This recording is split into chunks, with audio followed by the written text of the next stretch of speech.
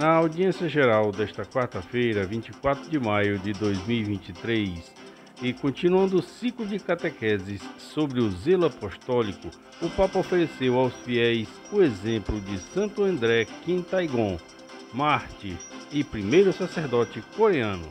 O testemunho do Evangelho em tempo de perseguição pode dar muitos frutos na fé. Seja muito bem-vindo ao canal JP Júnior. E já peço a você que deixe seu like, seu comentário, inscreva-se no canal e ative o sino das notificações.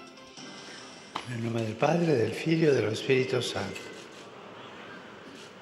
A pace sia com voi. Na catequese sobre o zelo apostólico, na audiência geral desta quarta-feira, na Praça São Pedro, o Papa Francisco falou sobre o testemunho de Santo André Kim Taegon, numa terra muito distante daqui, ou seja, na Igreja Coreana. A vida de Santo André Kim Taegon, mártir e primeiro sacerdote coreano, foi e permanece um eloquente testemunho de zelo pelo anúncio do Evangelho. Voi sapete una cosa? Che l'evangelizzazione della Corea è stata fatta dai laici. Vocês sabiam que a evangelização da Coreia foi feita por leigos? Foram os leigos batizados que transmitiram a fé. Não havia sacerdotes. Houve depois, mais tarde. A primeira evangelização foi feita pelos leigos. Seremos capazes de algo assim? Pensem, é algo interessante, disse o Papa. Há cerca de 200 anos, o território coreano foi teatro de uma perseguição muito severa contra a fé cristã. Os cristãos eram perseguidos e aniquilados. Na Coreia daquela época, acreditar em Jesus Cristo significava estar pronto a dar testemunho até a morte, recordou Francisco, citando dois aspectos concretos da vida de Santo André Kim. O primeiro é o modo como ele devia encontrar-se com os cristãos, com os fiéis. Considerando o contexto altamente intimidatório, o santo era obrigado a aproximar-se dos cristãos de maneira não evidente e sempre na presença de outras pessoas. Depois, às escondidas, ele fazia esta pergunta: você é discípulo de Jesus? Dado que havia outras pessoas que assistiam à conversa, o santo devia falar em voz baixa, pronunciando apenas algumas palavras, as mais essenciais, frisou o Papa. Para André Kim, a expressão que resumia toda a identidade do cristão era discípulo de Jesus. Você é discípulo de Cristo? Perguntava em voz baixa, porque era perigoso. Era proibido ser cristão ali, sublinhou. Ser discípulo do Senhor significa segui-lo, seguir o seu caminho. O cristão é, por natureza, aquele que prega e dá testemunho de Jesus. Cada comunidade cristã recebe esta identidade do Espírito Santo, assim como a igreja inteira, a partir do dia de Pentecostes, frisou o pontífice, acrescentando.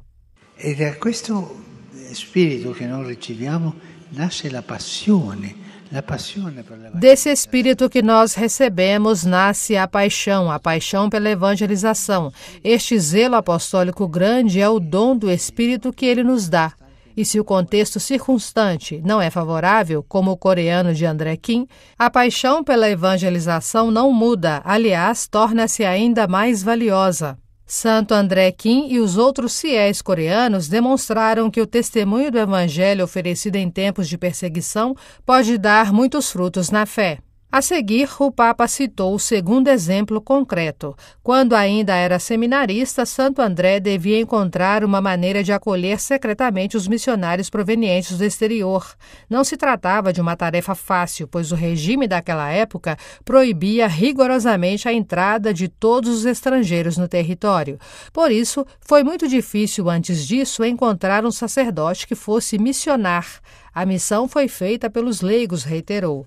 Certa vez ele caminhou na neve sem comer durante tanto tempo que caiu no chão exausto, correndo o risco de perder os sentidos e de permanecer ali congelado. Naquele momento, de repente, ouviu uma voz: levanta-te, caminha.